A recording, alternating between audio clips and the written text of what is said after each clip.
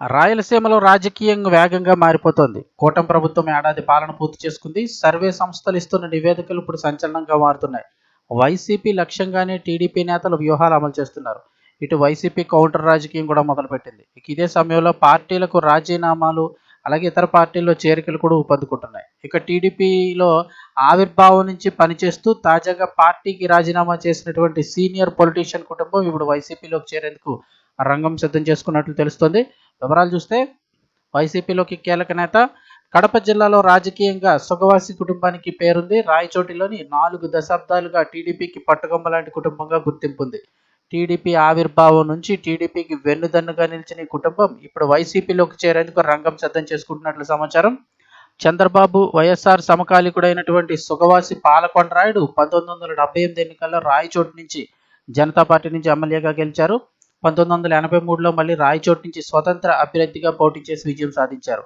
అనంతరం టీడీపీలో చేరి 1984 ఎన్నికల్లో కూడా రాజంపేట ఎంపీగా పోటీ చేసి గెలుపొందారు.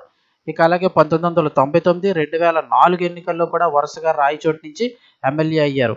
అయితే ఇక ఇప్పుడు పాలకొండరాయుడు రాజకీయ వారసుడిగా బాలసుబ్రహ్మణ్యం 2024 ఎన్నికల్లో రాజంపేట అసెంబ్లీ స్థానం నుంచి పోటీ చేసి ఓడిపోయారు. ఎన్నికల ఫలితాల తర్వాత బాలసుబ్రహ్మణ్యం కొద్ది రోజులు పార్టీ కార్యక్రమాల్లో పాల్గొన్నారు. ఆ తర్వాత ఇప్పుడు పార్టీకి దూరంగా ఉంటున్నారు. నియోజకవర్గంలో చోటు చేసుకుంటున్న పరిణామాలు, ఫిర్యాదులు చేసినా పట్టించుకోవటం లేదని, ఈ మనస్తాపంతో ఈ మధ్యకాలంలో బాలసుబ్రహ్మణ్యం పార్టీకి రాజీనామా చేస్తూ చంద్రబాబుకు లేఖ రాశారు. ప్రజలు తన మద్దతుదారుల సూచన మేరకు రాజీనామా చేస్తున్నట్లు వెల్లడించారు. అయితే వైసీపీ ముఖ్య నేతలతో చర్చల తర్వాతనే బాలసుబ్రహ్మణ్యం రాజీనామా చేసినట్లు జిల్లాలో ప్రచారం సాగుతోంది.